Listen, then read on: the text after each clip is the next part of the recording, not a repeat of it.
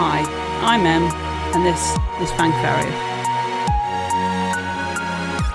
Today, talking about keeping up with hobbies.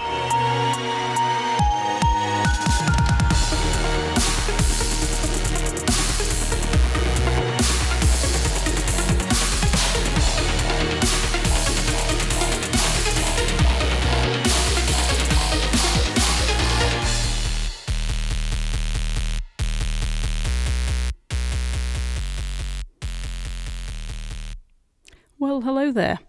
An unintended extended absence on recording, but here I am, and today kind of inspired to record after a conversation with a colleague who I didn't get a chance to catch up with in person because I was playing hockey, and that sparked a comment along the lines of it's really great that you've kept up with that.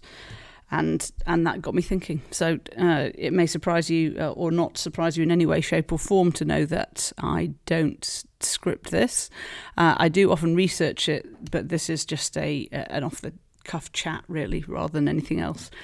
So this particular comment just sparked off a few things. Well, one, to me, that it shouldn't be unusual that I'm still doing something that I loved doing when I was like 15 and have done for years. I suppose the unusual bit would be to question why I had stopped. So I have been, I play hockey, field hockey, since, I don't know, I was maybe 13 and been in school teams, representative teams, played through uni quite a lot, even though that was difficult with dentistry being structured the way it is and getting time off for sport. I was then in the Navy for 5 years where I represented the Navy at hockey and managed to get time off for sport again.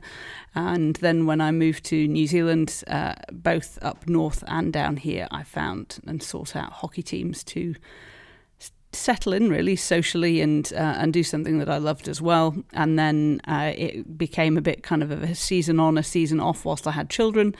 And then when I was pregnant with my third, I realised that it was actually getting a bit tricky to manage logistics-wise, that it was hard to arrange childcare or manage practices around bedtimes and tea times and other commitments, and went off and did other things. So I did some fitness instructing, I did some cycling, did a lot of gym stuff, personal training, all that kind of stuff. And then this year, when my middle son, who's now 12, was thinking about winter sport, he was thinking about hockey, and I was literally stood in the shop and was kind of looking around as I was kitting him out with his gear, and just was like, oh, maybe I'll go back into it, and launched myself back into it after 11 years off, which was a bit of an adjust for the body, but probably just the right time in terms of the ages of the kids and being able to have them either just kind of hang around on the sideline whilst I do my thing. I certainly do lots of sideline hanging around for them,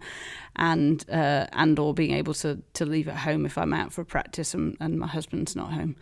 So yeah, it was a good time to go back into it, but it was hard. I think the take home, if you can, and you're doing anything that physical, is probably to keep doing it at least in part, because even though I was keeping fit, it was different muscle groups and different movement patterns that I hadn't used for years. So this year, the physio and the podiatrist and the osteopath and all the king's horses and all the king's men that were putting me back together again kept saying, you don't have to play hockey. You don't. It's all right if your body won't do this. But if you do manage it, then keep playing. So that's it. That's the goal now, is to kind of keep on playing.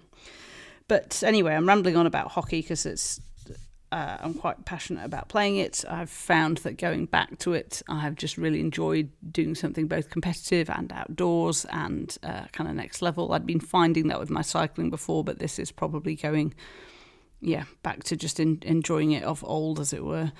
And it linked in with a couple of things that both I've done in my studies and both that I've heard people talk about. So I'll go back firstly to a presentation at an NZDA conference in 2016 maybe, where Dr. Fiona Muir presented the findings of the New Zealand dentist wellness study or something like that. Sorry, I don't have anything in front of me, but it was along those lines.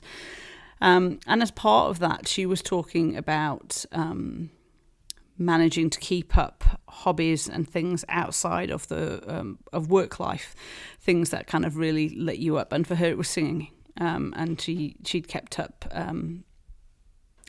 like semi-professional singing, I think it was, through her medical training. And as part of this presentation, had us all stand up and sing, which was quite hard for me by the end, because her whole presentation had me in tears, because it was pretty much explaining to me that I wasn't broken but just burnt out, and that it wasn't just me. So I was having quite an emotional day with it. But that was one of her take-home messages, is that we should be doing these things. And if you think back to kind of your applications to dental school, I don't think there was anyone that managed to get in with without a CV that would have been, or an application that would have been stacked with, represented this sport, did this thing, had this hobby, all sorts of those extracurricular things that bumped out your application. Is that we all had them, and hopefully we didn't just invent them for our dental school application, and they were things going on, and that we managed to keep them up. But dental school, I'm talking about training in the UK, so this might not apply to kind of where you are or where you trained. But in the UK, it's the whole dental degree is an undergraduate degree, so you go generally straight from school. So you're starting with the other 18-year-olds that are in their first year of uni that are probably doing a 3, possibly 4-year degree, and going through the same stages as them. So they generally, and this is a broad sweep generalisation of other degrees that aren't medical, dental or veterinary, but generally have a bit more free time in their schedule, tend to have your traditional university long holidays, things like that, and it makes it a lot easier to keep up those activities or join it in with the group activities available at university, so be that sports or drama or singing or crafts or whatever whatever your bag is. And so for dental, medical, probably veterinary as well, but particularly dental, because we went into clinics quite early on, is that the traditional Wednesday afternoon sport, which is kind of like the whole university, pretty much all the sports teams do their thing on a Wednesday afternoon.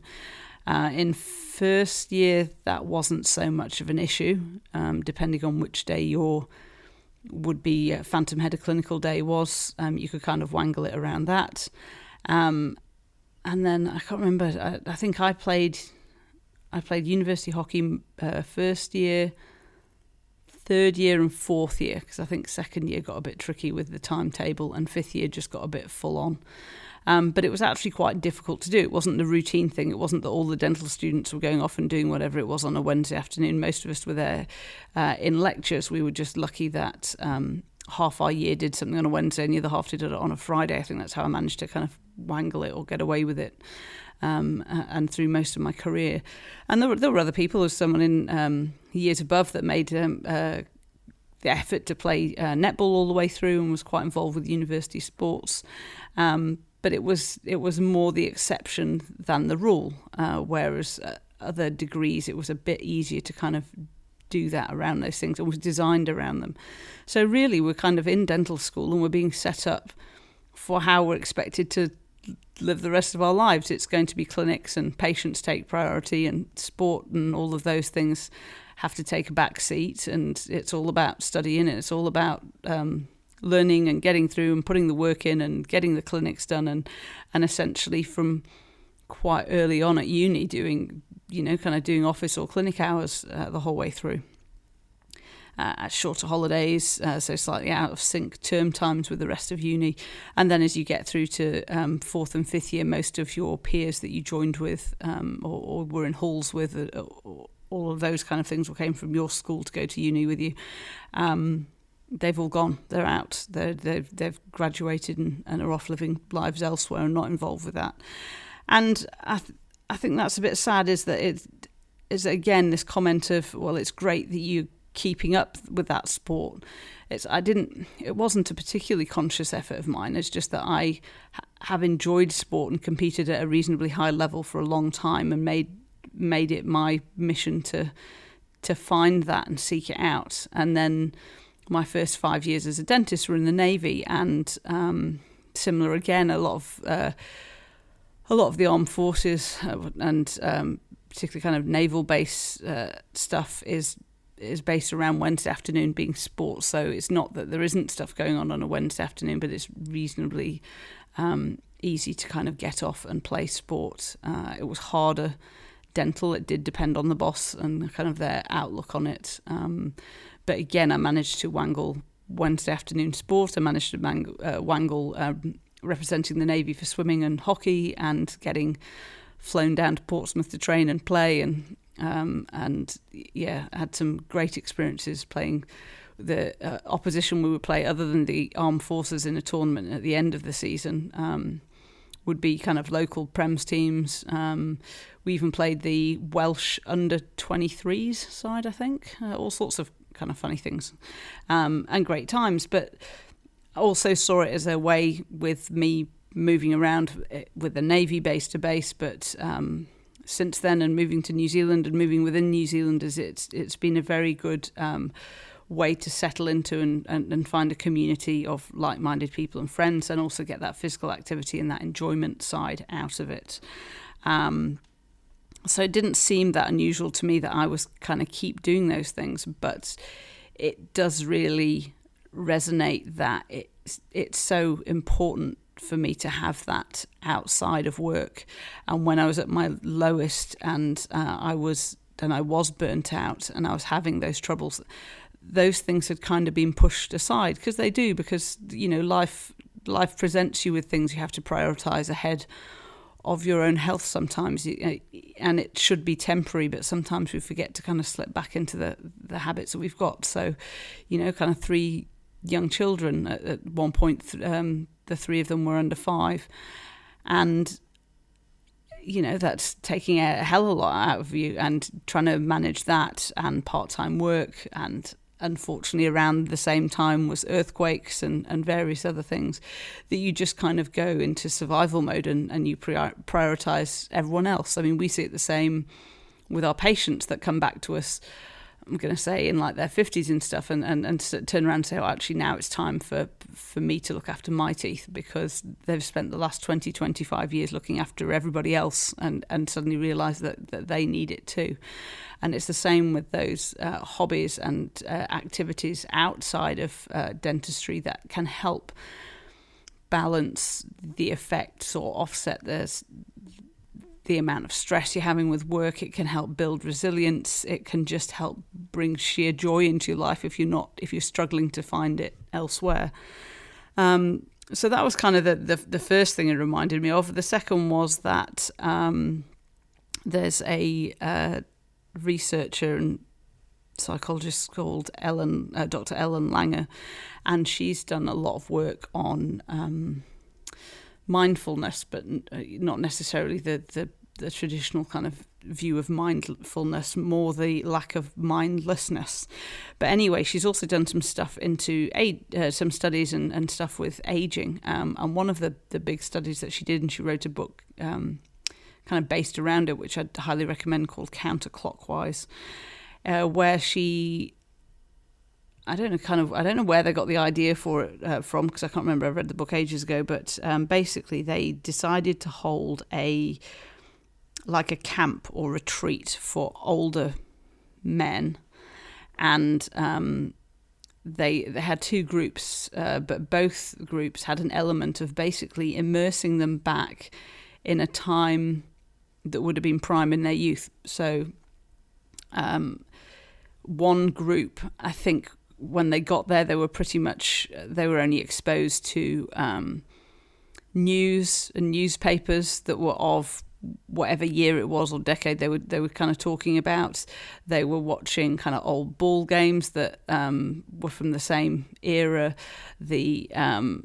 The music and the radio was all from that. Everything was kind of kitted out along those lines, and see what effect it had. And basically,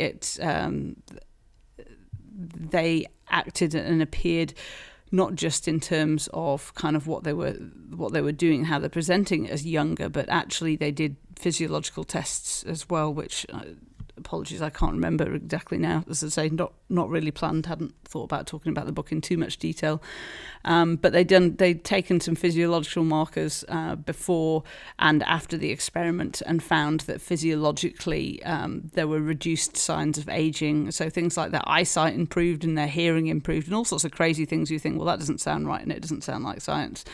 But the take home from all of that is the boost and you can have from immersing yourself in some things that take you back to a time where you were happy, either relatively stress-free or managing your stresses, enjoying times, and on top of your game, I guess.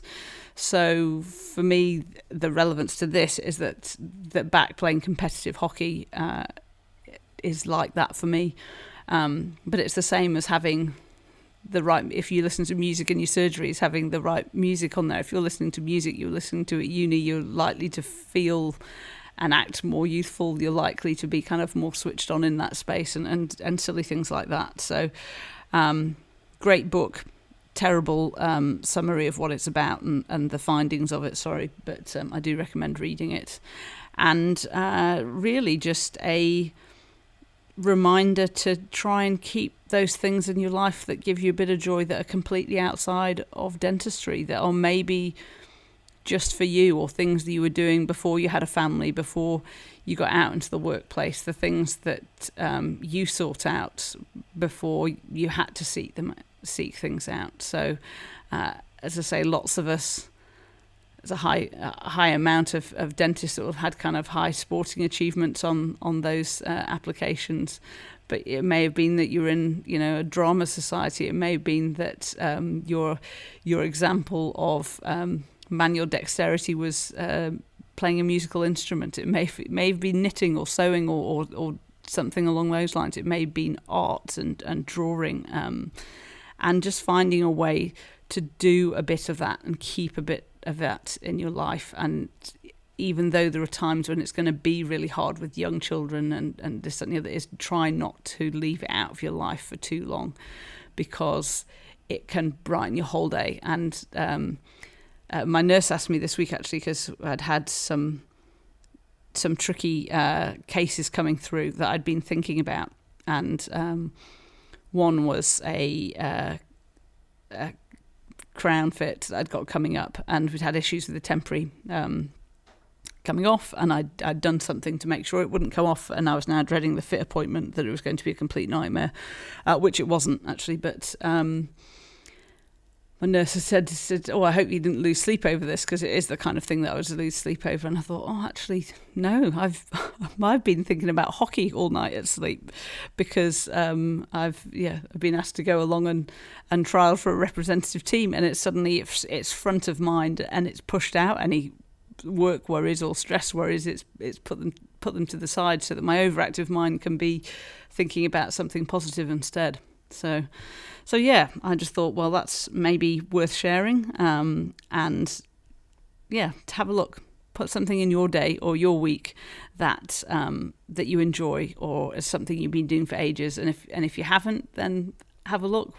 What have you been done? Have you got a musical instrument you need to just dust off and have a wee play with? Have you got people that you need to get back in touch with to get you into a social sports team, into a musical or a drama group, into a book club that's got nothing to do with reading dental books? Get you back into a group fitness exercise class that you've enjoyed, and that there's a social element too. So yeah, have a think about it. There's always something we can be doing, and it can be quite an easy way to boost your resilience and feel that life's a bit more in balance. All right, catch you next time. Bye.